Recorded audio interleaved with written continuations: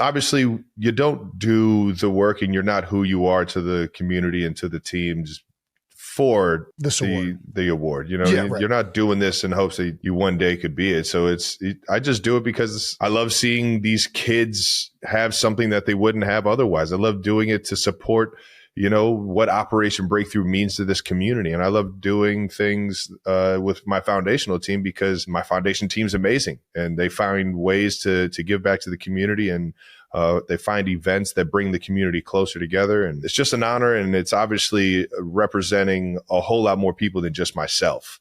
I think the Chiefs community outreach is second to absolutely none. And that shows in how many Walter Payton Man of the Years we've had in Kansas City, and the tradition that Lamar Hunt embedded in this organization back in the 60s and 70s of how, you know, he was going to make sure that the fans that are showing up and the community that's showing up is going to, you know, see us give back to them for how much they show up for us on Sundays, man. And it's just an absolute honor to represent this organization, to represent my foundation, and even more so to represent Operation Breakthrough and all the kids and all the amazing things that they're doing over there. Well, congratulations, Trav. I mean, listen, I think you do so much for that community in Kansas City. And really, I mean, Philadelphia community, you've been involved with the Eagles Autism Challenge. You do so much surrounding the NFL and the landscape and supporting the fans and different communities that the teams are in. So back in Cleveland, couldn't happen to a more deserving guy. Well done.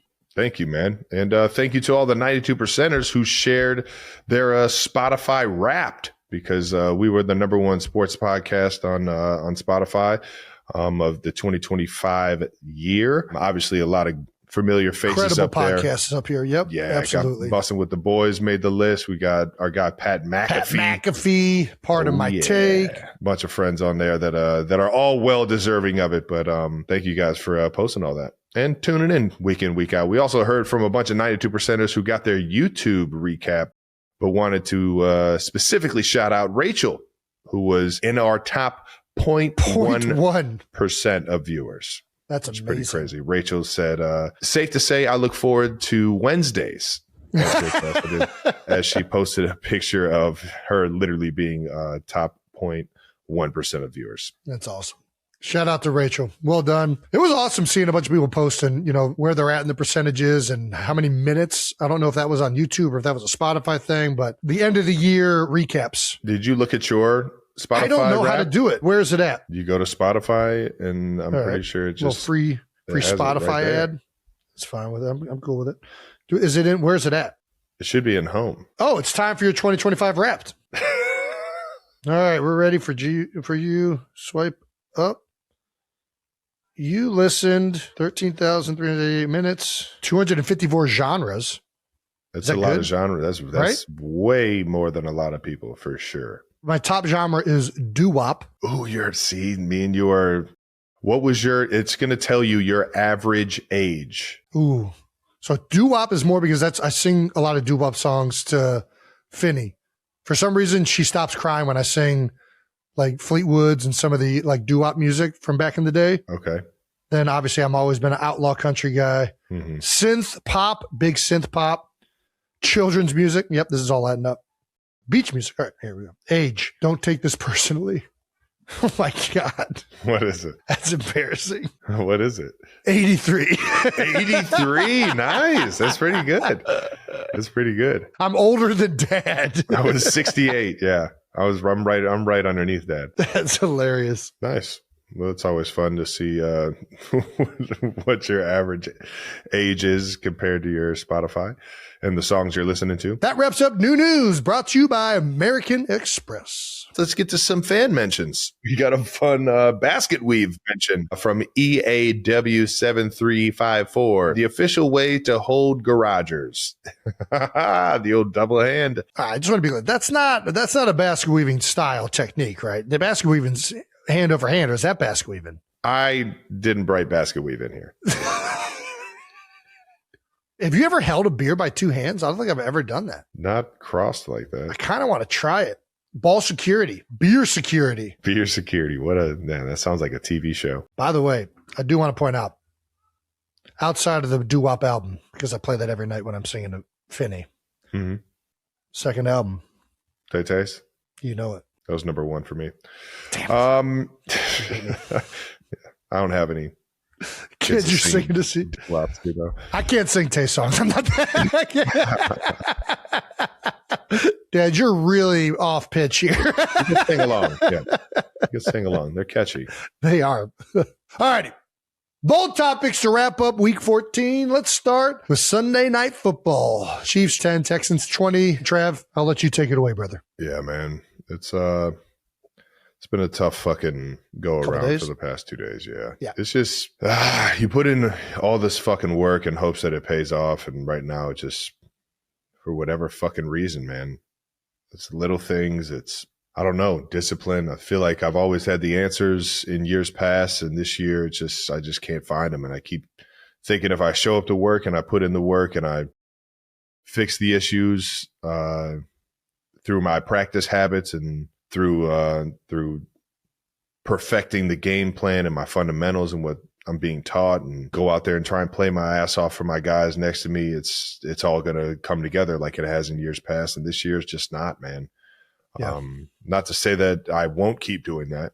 It's all that I can do. It's all that I'm going to always show up to work and fucking give it my all. And if there's a game to be played, I'm going to fucking make it the most important game of the world. Yeah. But obviously looking at the playoffs, this is a tough reality to be in, especially with, I don't know, just how we've always found a way in years past. So it's a shitty fucking feeling, especially dropping the fucking ball late in the game like that when we were on our last fucking chance to make something shake. It's a shitty feeling, man. I hear you. You put in all this work to, be there for your guys, and I just wasn't that. I'll say this. Again, it's another game that was right there. Right? Like, and we knew going into it, the Texans had a great defense. We knew Chiefs had a great defense, and it was going to come down to the team that made the fewest mistakes. And at the end of the day, with the drop passes and things at the end of the game, even throughout the game, there were multiple times where you guys had the opportunities, and it's just like, it's just been a very weird year for the Chiefs. And you guys have been in, I mean, what is it, 7 straight? This was the first time in 9 seasons you guys aren't going to win the AFC West or whatever it is. Since 2015, I think sometimes the ball just doesn't fall your way, and you guys have had the epitome of that this year. Yeah, I don't know. I know it's frustrating. I know that, it's the competitor you are, and how badly you want it, how badly Pat wants it, the work you guys put in. So I feel for you for sure. And I know that game in particular was a frustrating one because of what it meant. But it's frustrating. But we got 4 games left. And go put my fucking heart on the line for these guys because they deserve that. Chiefs Kingdom, you guys deserve that. And we're going to keep this thing fucking rolling, man. What is the mindset? You guys just one game at a time? Just got the Chargers this week? Yeah. I mean, obviously, we don't necessarily control our own destiny at this point. Like I said, we need some things to happen outside of us winning all our games. So that's all you can do, man. You got the Chargers coming in, and you just get after them. I just feel like if you guys get the 10-7 this year in the AFC, that'll sneak in at a wild card. But one game at a time. Yep. 4 games left. Yeah, what do the Chiefs have to get fixed the most? What are you guys the most focused on? Critical situations towards the end of the game, showing up. I mean, obviously, drop passes. The drops were the things that stood out to me watching it. Missed blocks in key situations that could, spark big runs, spark big plays, and scoring touchdowns. You got to score touchdowns in this league, man. And field goals aren't gonna cut it. I think it's just details on all phases. Even though I thought our defense fucking showed up and played a hell of a game against the Texans this week. Chris Jones, my God, he was showing his heart, man. That's for sure. Spags was dialing up all these blitzes. I mean, it was a fun game to watch from the defense for sure. They were doing everything they could. And shout out to the Texans, man. They made plays when they needed to. They got good players over there, man. That defense is freaking. It's the best in the NFL right now. And yeah, D'Amico Ryans. It's kind of, dude. Every single person on that staff I played with in Philly. It's kind of amazing considering how they all have and not a lot of them weren't even there together. Like D'Amico's the head coach, Matt Burke's the DC.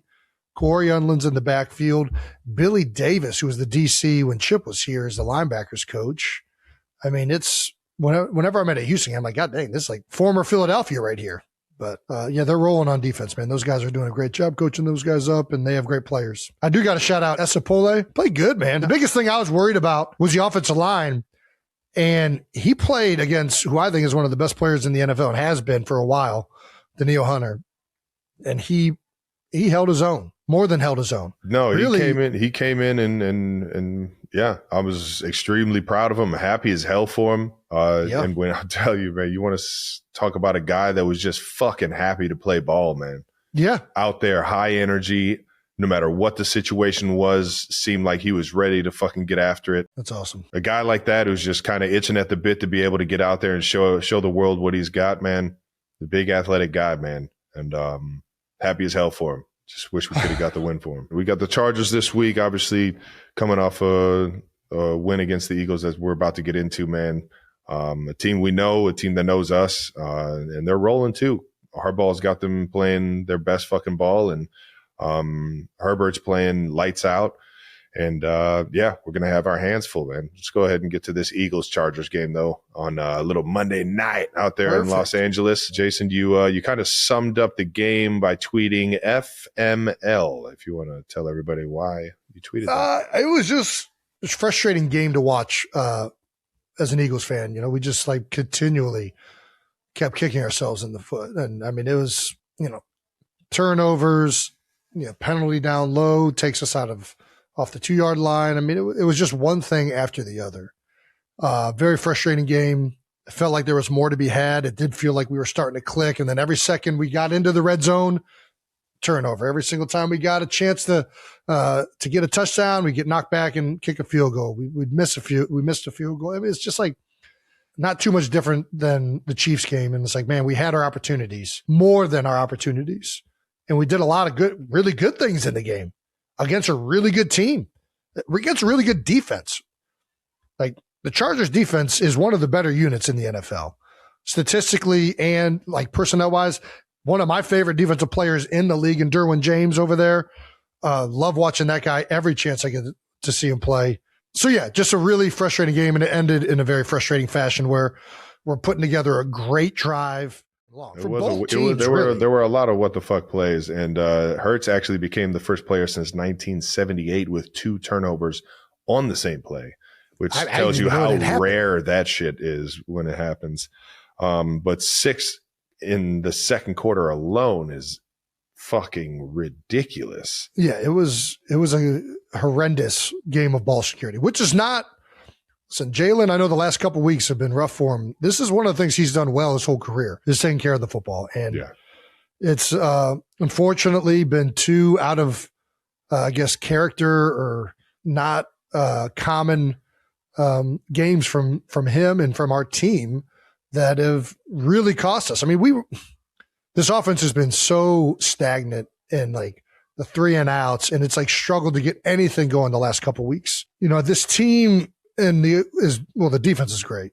The defense was phenomenal in this game, outside of the Bears game, and maybe one other one against the Giants. They've been great all season. Offensively, they're looking for who they are. It looks like they're looking for that identity, right? And there's so many good pieces, and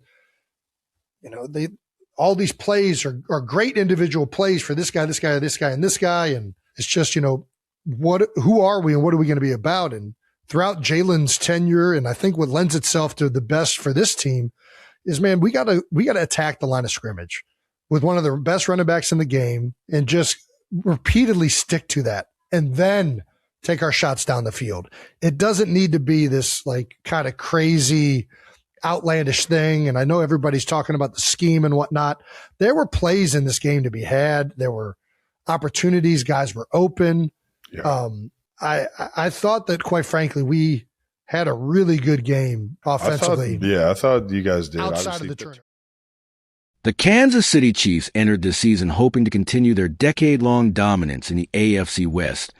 But nothing has come easy.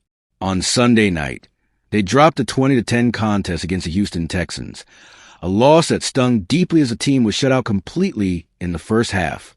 With this defeat, their record slipped to 6-7, and more painfully, the mathematical reality hit. Their streak of 10 straight division titles was officially over. The Chiefs now find themselves on the outside looking in when it comes to the playoff race, with 4 critical games left on the schedule. If they're to have any hope of making the postseason, they'll need to win each one. After the loss, all eyes turn to Travis Kelce, the veteran tight end who's been a cornerstone of Kansas City's offense for years. On the latest episode of the New Heights podcast, Kelce didn't sugarcoat the situation. He admitted, "It's been a tough, explicit go-around the last 2 days. You put in all this explicit work and hope it pays off.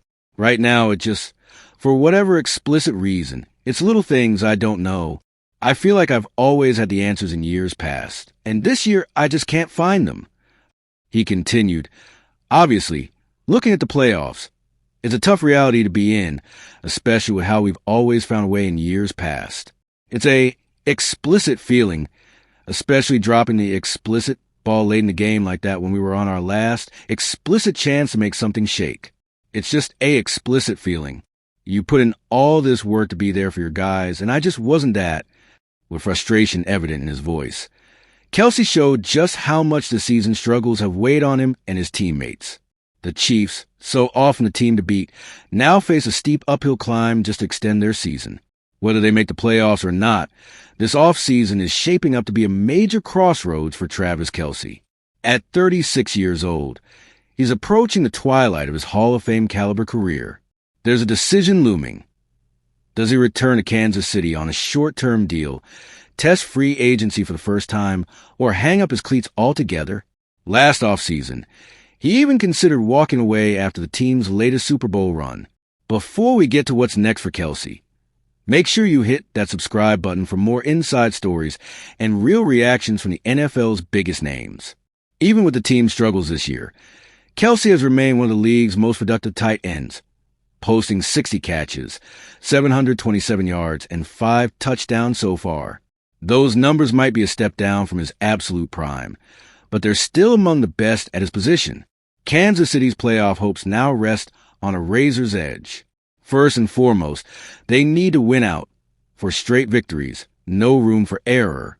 But even if they pull that off, they'll need some help from around the league. The Chargers, for example, would have to lose at least 3 of their final 4 games, including one to the Denver Broncos. Alternatively, the Chiefs could benefit if the Texans themselves drop 3 of their last 4 contests. On top of that, Kansas City still has to jump ahead of the 8-5 Colts, who are also fighting for a postseason spot. Every week, every snap, every play will carry extra weight as the regular season winds down. For Kelce, this season has been a test not just of physical ability, but of mental resilience. Each loss has forced him and his teammates to confront mistakes and missed opportunities. The Chiefs' locker room, once a bastion of confidence and swagger, now faces the unfamiliar territory of fighting for survival rather than simply tuning up for another playoff run. There are no guarantees left, no easy paths to the postseason, and for the first time in a long time, Kansas City's fate is out of their hands. Kelce's honesty on the podcast offered fans a rare glimpse behind the curtain, revealing just how much these moments weigh on even the game's biggest stars.